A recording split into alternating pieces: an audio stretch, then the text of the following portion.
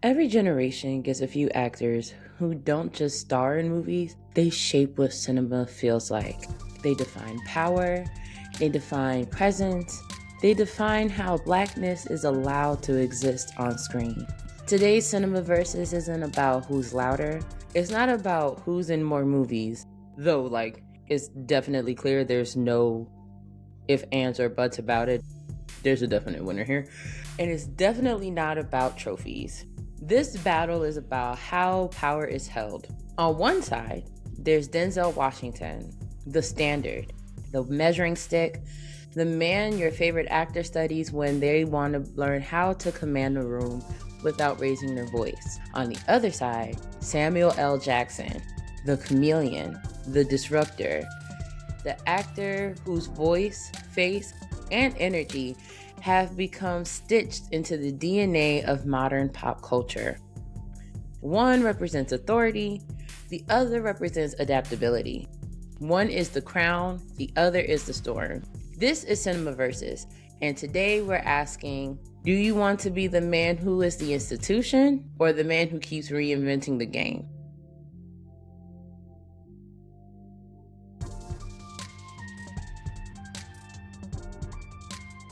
What's up, what's goody, and what's poppin'?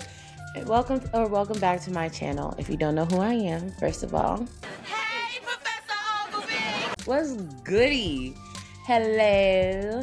Thank you so much for being here. My name is Top Cat. I am your YouTube personality, your reactionary goddess, and your cinema griot. Thank you for being here, because you could have been anywhere on Beyonce's good internet, but you are here with me, and I appreciate you for that.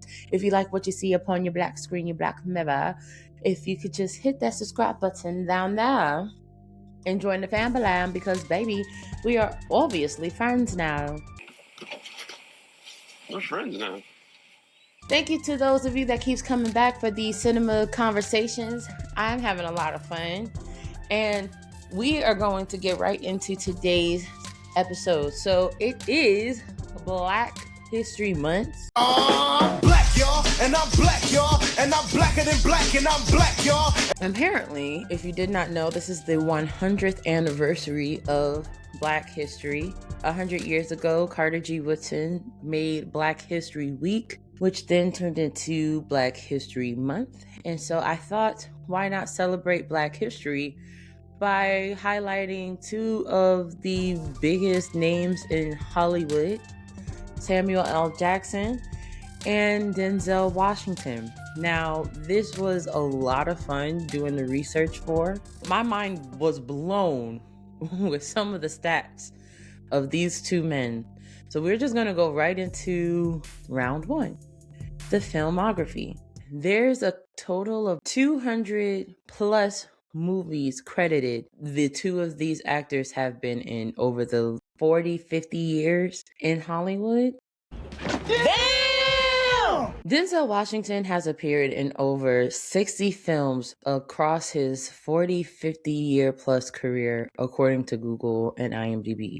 Denzel Washington's debut movie was actually in 1981's Carbon Copy. His work spans from theater-trained performances, prestige dramas, action films, biopics, and character studies. He's collaborated repeatedly with Spike Lee and has portrayed figures that sat at the center of Black culture memory, from Malcolm X to Mo Better Blues, John Q, Remember the Titans, Inside Man, and beyond. His most recent film, From Highest to Lowest, is again another movie that he did with Spike Lee, which is a modern adaptation of a Kawasaki film. Denzel Washington and Spike Lee, who will have a future episode of CinemaVersus, so stay tuned for that, have their loyal diehard fans.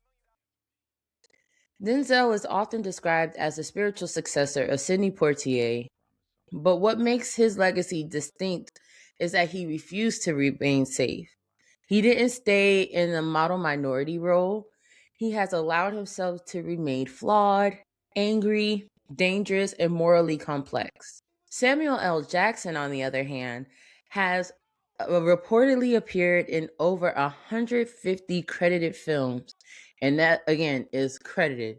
because there have been movies that he has probably done cameos in, walked upon, that we do not know about, and is one of the largest filmographies of any American actor. Samuel L. Jackson made his debut film in 1972's blaxploitation film Together for Days, also known as Black Cream. His portrayal of the crack-addicted Gator in Spike Lee's Jungle Fever in 1991 earned him a special supporting actor award at the Cannes Film Festival, a category created specifically for his performance. He has worked extensively with directors like, again, Spike Lee, Quentin Tarantino, and has appeared in multiple films along Denzel Washington himself. Samuel L. Jackson is also statistically one of the highest grossing actors of all time, largely due to his presence in massive franchises including Star Wars, the Marvel Cinematic Universe, and Kingsman. But numbers alone does not explain Sam's career. He's done exploitation films, indie dramas, studio blockbusters, prestige films, and he moves through all of them effortlessly. If Denzel Washington is the institution, Samuel L. Jackson is the ecosystem. Round number 2, their most iconic role. If I were to ask you, quick, name your favorite. Actually, I should change it to name your favorite Denzel Washington or Samuel L. Jackson role. But if I were to say name the most iconic movie Denzel Washington or Samuel L. Jackson has ever been in, what's the first thing that comes to mind? There's a pattern that quickly emerges because I've asked people this before. Yes, you will probably think of Malcolm X or Fences or The Inside Man. Or if you're thinking of recent day, you'll probably think of Equalizer because that is the only movie franchise that Denzel Washington has done for some reason. Denzel notably never did sequels. But for some reason, The Equalizer is the only movie that he's done not one, but 2 sequels to. But overwhelmingly, because I asked my coworkers at the Waffle House about this, the first thing that came out of their mouth, without question, was Alonzo Harris in Training Day. King Kong ain't got shit on me! That performance rewired how audiences understood Denzel. It shattered the idea that he was only the moral center. Alonzo was charismatic, terrifying, seductive, and corrupt. And Denzel never blinks. I think that's probably why Denzel won the Oscar for Best Actor. I mean, he's been nominated a dozen times over prior to Alonzo Harris, Malcolm X. But it was something about Alonzo where people just finally thought, that's it right there. Now, some people were not happy about him being corrupted and crooked for him to get the Oscar, but hey, nonetheless, he got the gold. And we finally saw him cross over that threshold. It took Leonardo to have to beat a bear for him to finally get it. For Samuel L. Jackson, the challenge isn't finding an iconic role. It's narrowing it down. Because again, he's a franchise player. You have Mace Windu, Nick Fury, Julius Winfield, Steven from Django Unchained, Gator from Jungle Fever, any of his Spike Lee joints from Do the Right Thing, any of his other Quentin Tarantino films, Jackie Brown, Snakes on a Plane, any of his hood stuff. This man shows up everywhere. But when you strip it down to the pure cultural phenomenon, English, motherfucker, do you speak it? It's gotta be Julius Winfield from Pulp Fiction. Over the fall last year, I was trying to learn how to play billiards, and someone literally was like, oh, you learn how to do this, and it's called English. And literally said, English, motherfucker, do you speak it? When I say Julius Winfield might have to be his most iconic, When you Google, by the way, both of these men's repertoire and you look up most iconic film for both of them, this is literally both have a top 10 list. Because again, 60 films, 150 films. And when you look up their number one, this is literally voted as their number one. So when I ask people, again, asking my coworkers, they both came up as like in casual conversation as the result. Now, if you disagree with me, let me know in the comments down below. I'm talking about Samuel L. Jackson has been in Jurassic Park, but nothing beats Julius Winfield. This performance didn't just make Sam famous, it changed the sound of dialogue, the rhythm of profanity, and the way Black Cool was framed on screen, because I'm telling you, no one says the word motherfucker as cool as Sam. Round 3, the archetype. Now, again, if you are new to the channel, I don't base my archetypes based off of Hollywood tropes. I base them off of woo-woo archetypes. Samuel L. Jackson, for me, embodies the magician, because it does not matter what you throw at him, he could easily mold and shapeshift into whatever genre you throw at him. He takes whatever space he is given, blockbuster, indie, horror, comedy, and bends it to his will. His power is transformation.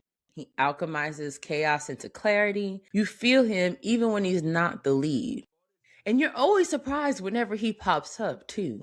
I watched Boys in the Hood, and when he was Kane's father, I was literally like, hey, Sam! I was talking to my dad the other day, and he was like, did you know that he was the piano player in Kill Bill? And I literally had to think to myself, he was in Kill Bill? This man is everywhere. You're not mad at it, too.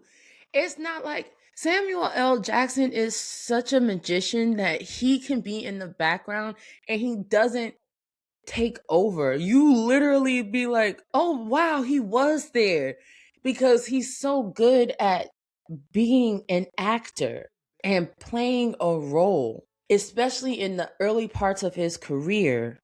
It doesn't overpower. Denzel Washington, for me, would be considered the Hierophant.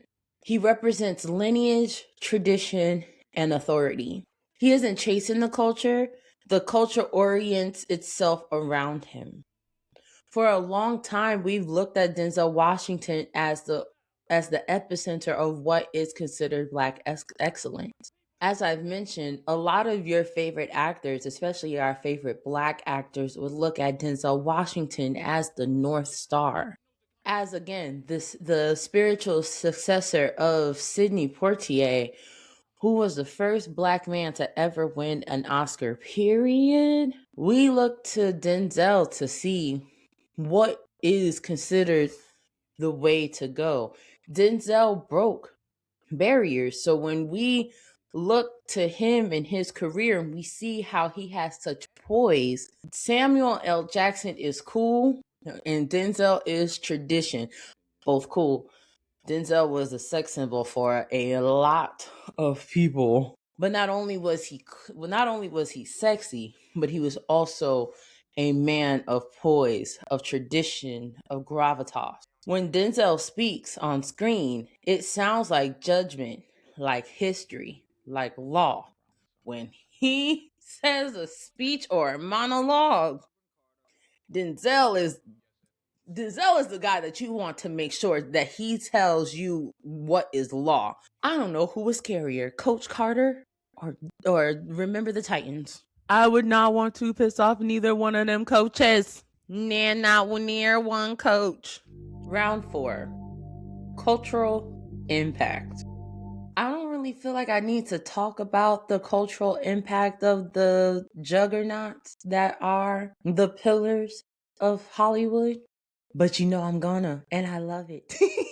Denzel Washington is not just Black famous, he is globally iconic. He has won 2 Academy Awards for Glory and Training Day. It has been nominated across multiple decades often in performances that people still argue to this day that he was snubbed, most famously for Malcolm X.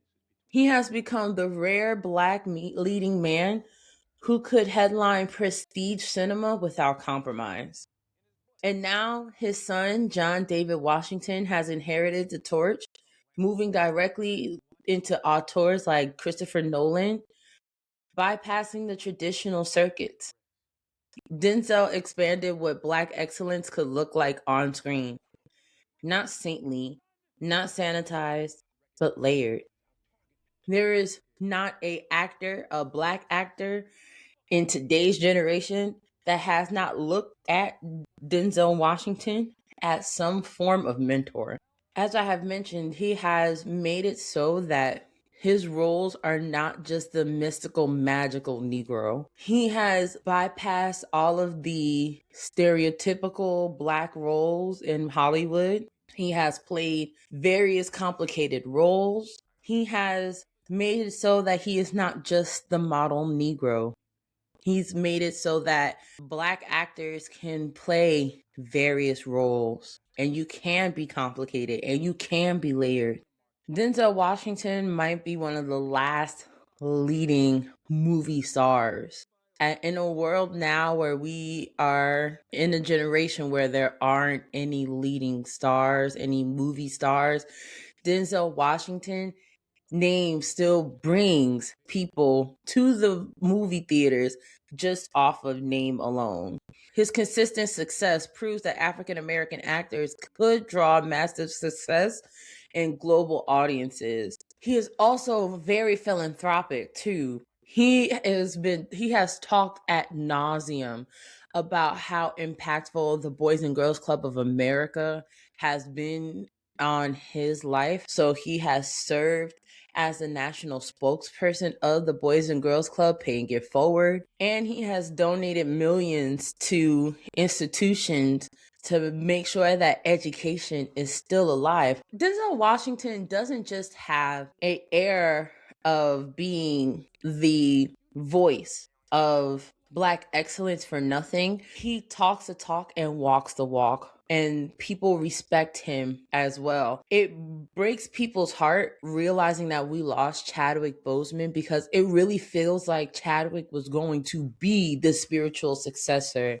of Denzel Washington, because Chadwick was following the same footsteps as Denzel Washington. So to lose Chadwick Boseman so young and so unexpectedly sucks.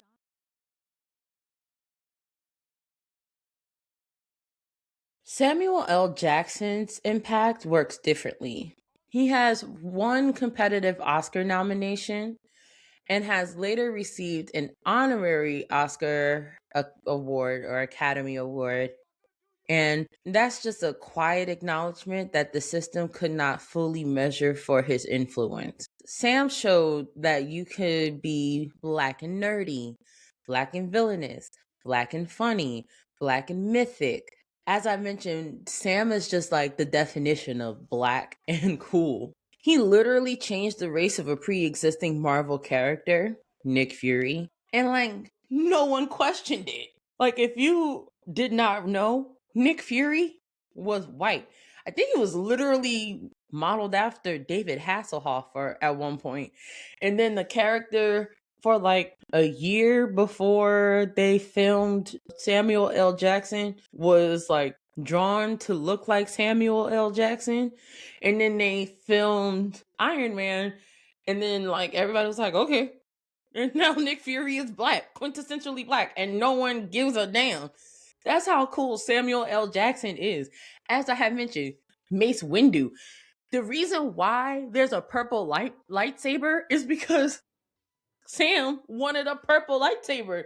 And they were like, okay, he's freaking Frozone, bro. Honey! What? Where's my super suit?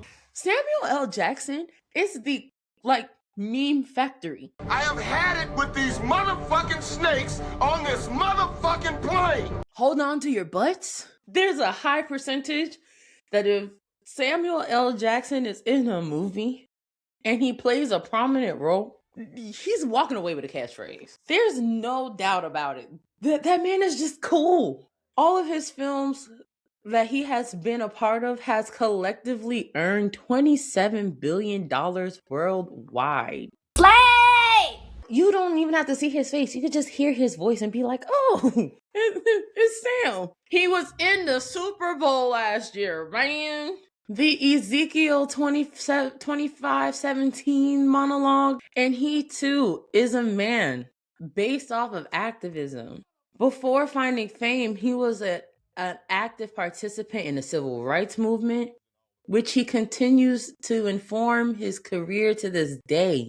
As a student at Morehouse College, he served as an usher at Martin Luther King Jr.'s funeral. He frequently uses his platform to address racial equity and the lack of representation in the film industry. He supports numerous causes. Both of these men are not just actors, they're activists, they're mentors, they are pillars in the community, and they are revered for it.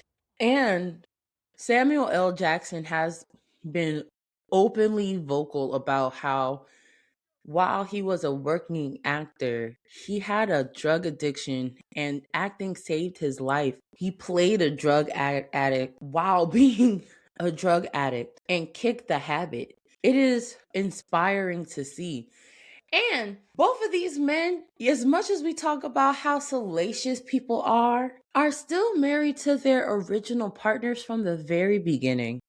So not only do we see one can kick their drug habit, but black love still exists to this day. It's possible. My favorite round, core fear versus core desire.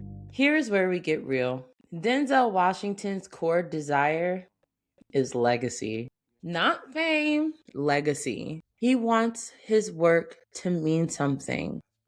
He wants his performances to stand up to history, to be studied, to be remembered as correct.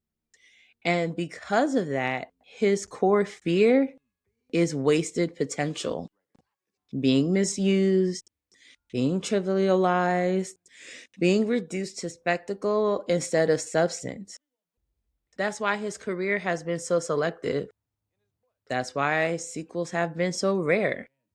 And that's why his choices feel intentional even when they're commercial. Yes, he's been a prestige actor. Yes, he's been a dramaturg. But even later in his career, because both men are in their 70s, he has shown he can still do the action stuff. Doing an action series in his later years, and it's a series. Doing the Gladiator sequel as a sympathetic villain goes to show that you cannot put a ceiling on this man, and he will choose to retire when he wants to. And the fact that he has, again, his son carrying his torch, carrying the Washington name, goes to show that there is not a limit to his legacy. Samuel L. Jackson, his core desire is expression, especially when you think about the fact that 150 movies. I went on his IMDb and that man has 210 acting credits to his name. That includes television. He wants to exist everywhere, in every genre, at every volume. He wants to prove that Blackness doesn't need permission to be infinite. And his core fear is erasure, being boxed in, being told that there's only one way to be acceptable, to be respectable. That's why he works constantly. That's why he shows up in unexpected places. And that's why he refuses to disappear quietly. He shows that Blackness is not a monolith, not even in one person. That one person can literally be more than one thing. One protects the throne. The other refuses to be in a cage. And at the end of the day, the battle was never about choosing who matters more, because cinema doesn't look like this without both of them. When I say that both of these men are pillars, we would not have Black excellence without neither one of them. Denzel Washington gave us gravity. Samuel L. Jackson gave us motion. One became the standard. The other became the signal. So now it's your turn. You get to vote officially in the poll, and you get to debate in the comments. Like I said, Coach Carter, remember the Titans. Who would you not want to piss off? Keep it respectful, but definitely keep it honest. This has been CinemaVersus, and as per usual, protect Black art and stream Black stories.